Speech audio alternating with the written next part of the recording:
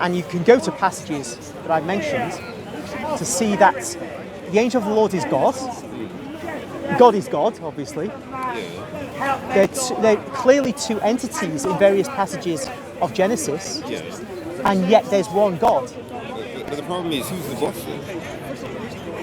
Well, if one is said to be God and the other is said to be God, then there's no boss.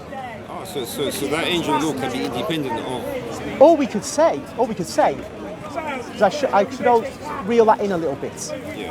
What I've read doesn't say about bosses. It just is saying that there are these two entities, both of whom are described as God. The arrangements, the relationship between them, I'm not saying, okay? I'm not deriving from here the relationship. So when I said there's no boss, that was going a bit ahead of the evidence. Right. The question then does arise, me having just corrected myself. Your question is still a valid one. Who is the boss? Well, I would say that if you deduce from the nature of God that he is the supreme being, any entity that's correctly described as God will be the supreme being. Therefore, there can be no boss because both entities are, in some way, which only subsequent teachings of the Catholic Church ironed out, both entities are God. Right, but then when the writer actually writes down angel of the Lord, what do you think the writer believes? Does he really think that that's the same as they'd say Yahweh sitting on the throne in heaven? Okay. It may be the case that the writer believes a variety of possibilities. I would never be able to get into his head. So, for example, he could believe that the angel of the Lord is God, but is somehow subordinate to God who sent him. That's possible. That makes sense. Lots of things make sense, but I couldn't say whether because they make sense they're true.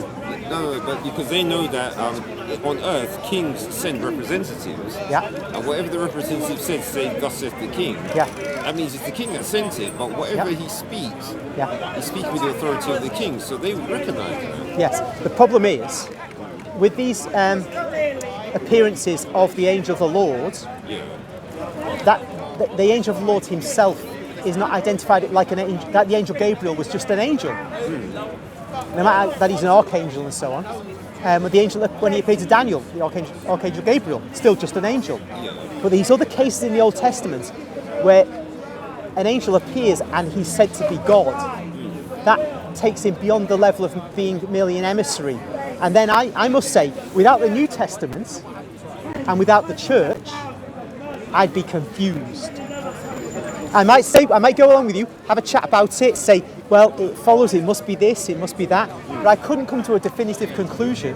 I simply say, this entity is God, God is the supreme being, therefore he can't be inferior, and yet in some way he is sent.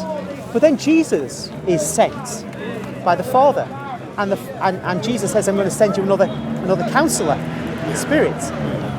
So sending, in normal human parlance, can denote authority over the one who is sent. But when we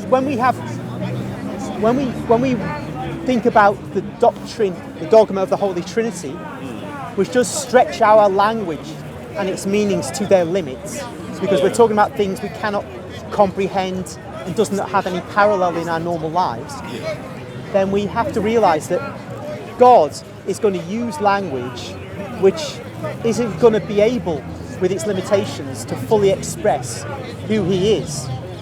So sending isn't sending in the normal way we'd understand it with a king and his ambassador.